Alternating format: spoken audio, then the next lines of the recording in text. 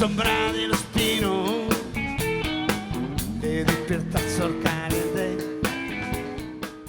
Una cosa que nos vamos a inventar así, la leyenda de un gitano eléctrico, que pues yo creo que podría venir bien a mi rollo, ¿no?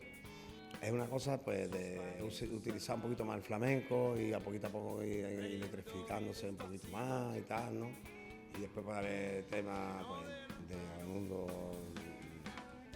los hits, ¿no?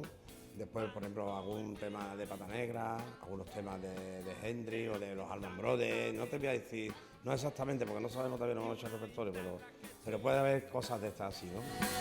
Bajo el firmamento quiero quitarme esta pena y una guitarra que suena así, suena así.